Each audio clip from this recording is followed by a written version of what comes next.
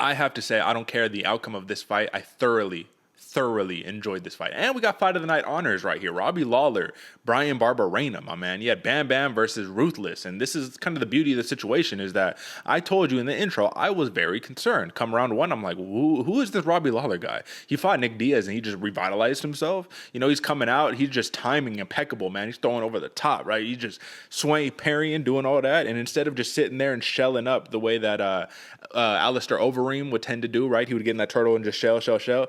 Robbie Lawler said, I'm going to shell, I'm going to parry, and then I'm going to come back over the top with big strikes. So I was like, oh, we haven't seen that recently, my man. What did you make of the performance? Win or loss? What did you make of the performance of Robbie Lawler? Like, I was impressed. Exciting, impressed. There's a bunch of adjectives you could use, man. This one was invigorating to watch. Robbie Lawler, a ruthless Robbie Lawler come back and look great. I mean, both fighters, man. As the fight was going, I was telling the whole table, I was like, this is fight of the night. Like, if this isn't fight of the night, we're going to be very lucky and excited to watch another scrap like this because these dudes, man, you get two alpha males going in there just swinging, careless abandonment, man. This was a fun fight. Great performance from both sides. I mean, I lost the pick, but man, I love seeing Barberena win, man. Bam Bam, he's another unheralded great in the UFC that I'm excited to finally see. He's getting his comeuppance. You know, he's finally getting what he deserves, which is always good when you're working that hard, man. But Robbie Lawler looking great, like you said, resurgence. He's coming in. He has moves. He has head movement. Everything.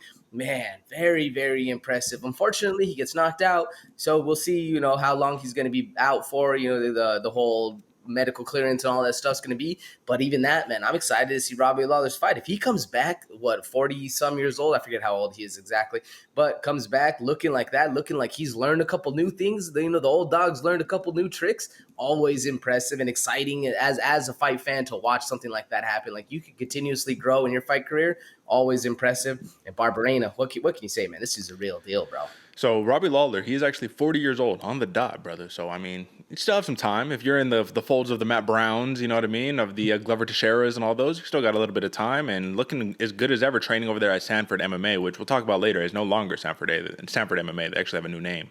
But yeah, Bryan Barberena, this is a dude who, believe it or not, man, it was just a couple fights ago where he fought out his contract and he was like, well, the UFC wants to re-sign me. I'll keep fighting. But if they don't, I'm more than happy to retire and just work on my farm. And look at this dude, bro. Yes, you're fighting 40-year-olds, but at the same time, man, this is a former champion right here. This is Robbie Lawler. This is not just any 40-year-old. So for Bryan Barberena to cash in on that plus 350 TKO prop, I thought was pretty damn impressive, man, because I really did see him going to a decision. I didn't think either one would end up getting knocked out, even though when I first saw this, I was like, banger alert, someone's going to sleep. You know, you just say those things, right? And in the comments I was getting on the TikTok channel, man, a lot of the people were, I don't know, these dudes got great chins, bro. You know what I mean? Like, I don't know.